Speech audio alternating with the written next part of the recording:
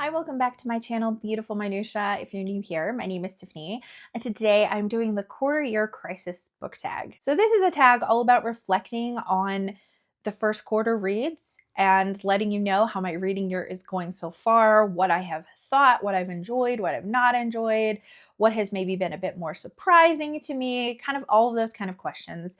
Because I was thinking when I was doing some of my more recent videos, I did a 5-star prediction video, and then I also did a video where I was talking about some of my favorite things of the spring and winter, like things I've been enjoying lately. And while I was thinking about that, I just realized like, oh, I haven't really done a video like talking about just kind of the books I read the first quarter, what kind of a reading year I'm having so far, all of that kind of stuff. And I typically do this tag, but I haven't yet. And so this is kind of a perfect time. I'm filming this, in the first full week of April. So I have finished entirely the first quarter of the year. So I can definitely reflect on that.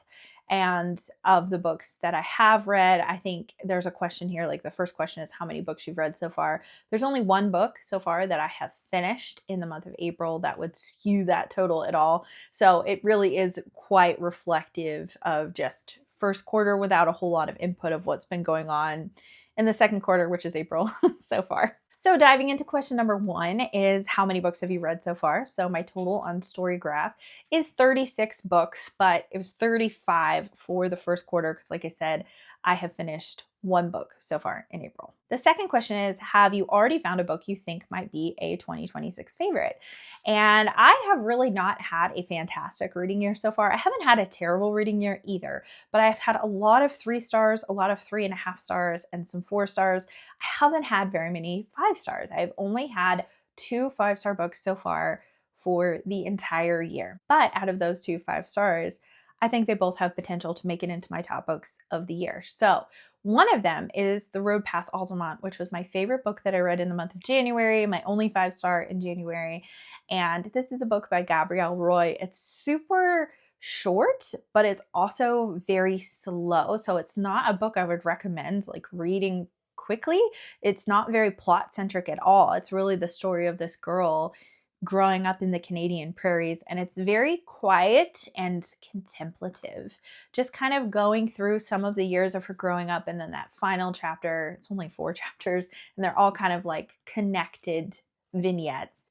That final chapter, she is an adult and is kind of like reflecting on her mother and her childhood. Just very beautifully written and really resonated with me. So I really, really loved it. Can't wait to read more Gabrielle Roy. The second one is actually the first book of the Tawny Man trilogy by Robin Hobb, which is Fool's Errand.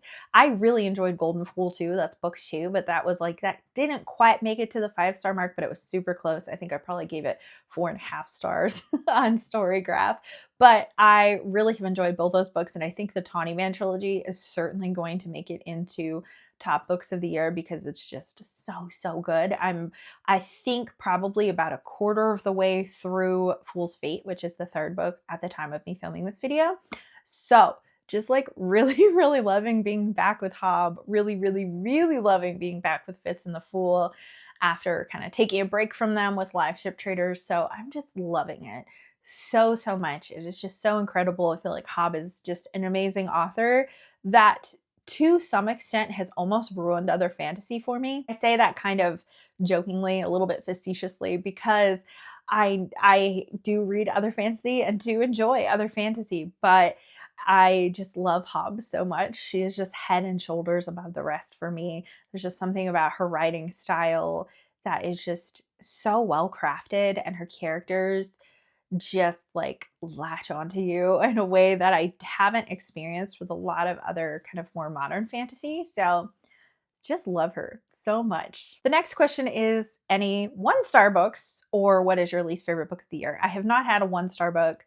I often go years without having a 1-star book because it takes a lot for a book to be 1 star for me. In fact, within the past 5 years, I only know of 2 books that I've given 1 star to. Most likely, most of the time, if I feel like it's going down the 1-star path, I will DNF before it gets there. So no 1-star books this year. I've had 2 2-star books, and one of them was a book that I read to my daughter for school. And so it's kind of like, I'm not even going to talk about it because I don't usually talk about the books that we read. The one that I did read that was like 2.5 stars, I actually read for middle grade March. That's Skellig by David Almond. And it's a really weird book. It's about this boy who his family moves into this larger home that's a fixer-upper because they are getting ready to have a second child. And so they want to have some more space and kind of be like in a forever home, essentially. The baby is born early, and so she is in and out of the hospital, and there's kind of some questions about whether or not she's going to make it. So his parents are pretty preoccupied, and he's just kind of exploring this new place where they live. He wanders into the garage that's on their property and stumbles across this man slash creature possibly that is living in there, and he's like covered in dust. He's like eating bugs. He's kind of gross, and no one knows that he's there. And he ends up like touching the man's back at some point and kind of feels these protrusions under the jacket that he's wearing.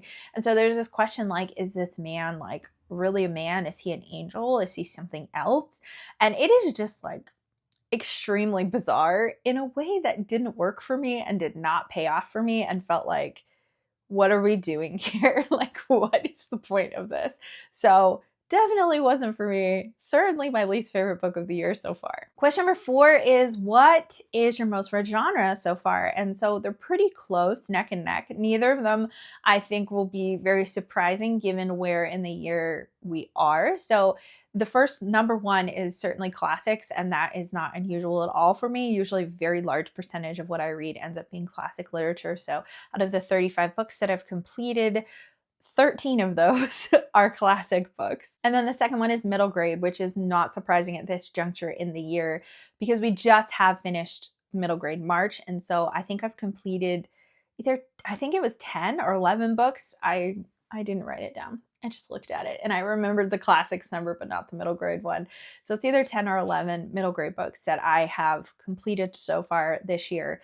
So that will not be nearly so high of a percentage as the year continues on because I tend to concentrate a lot of my middle grade reading in middle grade March, which doesn't mean that I don't read any middle grade throughout the rest of the year. I do, but it's not very much. Like I finished 8 middle grade books during the month of March.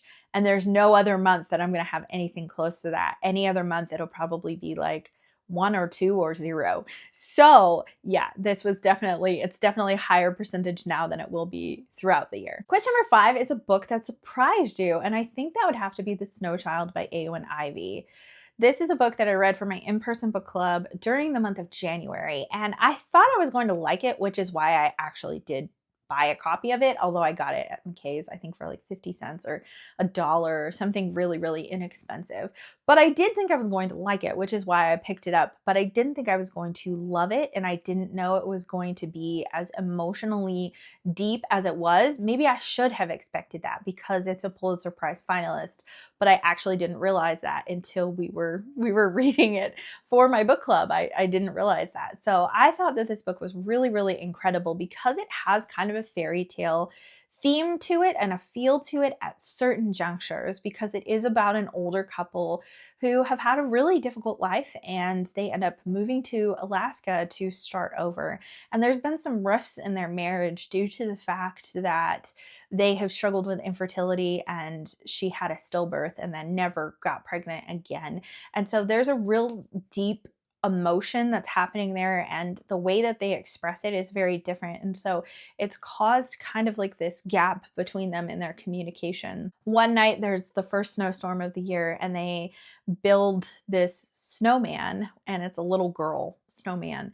And then the next morning it's gone, and so is like the hat and scarf that they put on it, and they find this little girl who happens to be wearing that hat and scarf. And so there's this question of this little girl that comes to them, like, is she actually like the snowman come to life, or is she like neglected and just like kind of wanders into their life? And so it's very interesting. It has a lot of just like fairy tale vibes, but the emotional depth is what surprised me and what made it a book that stuck with me, because I thought it was going to be a good book, but it ended up being just a fantastic book for me. I feel like I said, as someone myself who has experienced infertility and loss, I felt like the emotions were very well expressed and very beautifully handled. And then it being in the stark wilderness in Alaska just kind of added to that. And it felt like Alaska was a character itself of the book. The setting was so vivid and so well done. So I was really surprised. I thought I was going to like it. I didn't think I was going to love it. Question number 6 is a book that's come out in 2026 already that you want to read but haven't yet. Most of the time, I will not have an answer to a lot of these kind of questions because I don't really follow new releases all that much. I kind of often wait for the dust to settle before I read buzzy books that are coming out. But I did just hear about a book that I was like, oh, I didn't realize that was coming out now. So it's actually the 4th book in a series. It's the Lightfall series. I don't remember what the 4th book is called, but it will be on the screen right here. And my friend Victoria just messaged me saying, I pre-ordered this in December and look, it's here. And I was like, oh, I didn't know that was coming out now. So I've read the first 4 books in this, or the first 3 books, sorry, in this series. It's a graphic novel fantasy that is about this girl, you know, going on a journey. And there's a lot more to it than that. But it's just like the illustrations are really beautiful. The story is really intriguing. And our main character actually deals a lot with anxiety. And I feel like it's expressed so well on the page in a way that's like very relatable but not overwhelming, because I feel like a lot of times when authors of middle grade or YA try to handle mental health issues, sometimes it ends up being something that is like hammering you over the head rather than it being something that feels like a more, I don't know, like accurate or good representation. Sometimes it just feels way too heavy-handed or like it's the only point of the book. And I'm not saying there's not a time and a place for books where the entire purpose of the book is representation, because I think that there is. But a lot of times those aren't books that I'm super interested in reading because they just feel too heavy-handed. I feel like there's representation of anxiety in this series without it being the point or kind of taking over the story. It has a whole story and beauty and wonderfulness all its own, even without that.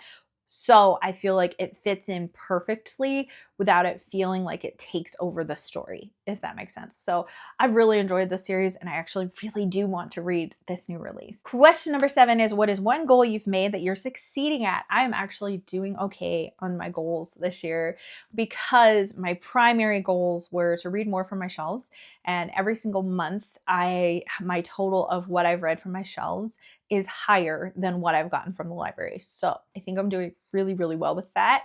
Especially during middle grade March, I picked up a lot of books that were middle grade that have been languishing on my shelves for years and I've intended to read, and finally got around to reading them. So that was really great. Another thing is I wanted to leave room for mood reading, which means that I'm participating in less events, less read-alongs, having less buddy reads. And other than February, I have done really well with that. February, everything I read was buddy reads or part of events like Feb Regency and stuff like that. And so I actually felt kind of constrained in February. I didn't really enjoy reading as much in February because I felt a little too boxed in, because I've been giving myself more room, and it's been really good, and it's been great for my reading. So I did that in January and in March, and I don't have as many plans in April or May. So I'm already I'm continuing that trajectory of not participating in as much stuff. So I have more room to just pick up when I want to pick up. And that has been fantastic so far. So question number 8 is the flip side of that, which is a goal that you made that you need to focus more on. So the one thing I haven't been doing quite as much with my mood reading is I haven't been DNFing quite as freely as I normally would. I have DNF'd 3 books so far this year, 1 book a month, but there have been quite a few books that I was like, oh, well, it's really short, or I'm already halfway through it, so I might as well finish it. And Skellig was one of those books where I read the first half of it in one sitting. And so I was like, well, I might as well finish it. It's been sitting on my shelves for so long. And I did finish it in 2 sittings because it was a really short book. But I was like, I should have just DNF'd it because I didn't like the first half of it. Why did I think that the second half was going to be worth it? It totally wasn't. And so I definitely haven't been DNFing quite as freely as maybe I could have been. So I guess I could be doing better on that. But the main goal that I haven't done at all that I really wanted to do is I wanted to start utilizing my commonplace journal again, which is basically just a journal where you write down quotes that stick out to you. And so like I put post-its and flags and stuff in my book so that way I can come back to quotes, and then I don't ever. And so a commonplace journal is a place where you can have those little, you can organize them. You don't have to, you can just write whatever you want to write, but you can write certain quotes in certain sections if you want to divide them up into certain types of quotes. So that way you can find them again. And I really wanted to start doing that again this year. And I have not written down even one single quote. I've written down a couple in like my regular journal, but not my commonplace journal, which is what that's for. And so I have not done anything with that goal at all. The last question is kind of a bit of a dud of a question for me, in that I don't have an answer. And that's new to you Booktubers for 2026 that you would recommend. I actually have not been watching very much YouTube at all these days. My days have been very full and very busy. And so if I have been watching YouTube at all, they have been like my close friends videos. And even then, I don't know if I've commented on a single video this entire year. That's just been something that I've just like let go. And like, I'm like, okay, I hit like, but I haven't been commenting very much. So I don't have any new booktubers to recommend to you, unfortunately, and I'm really sorry about that. I wish that I did. If you have any new booktubers that you've really been enjoying, I would love to hear that in the comments down below.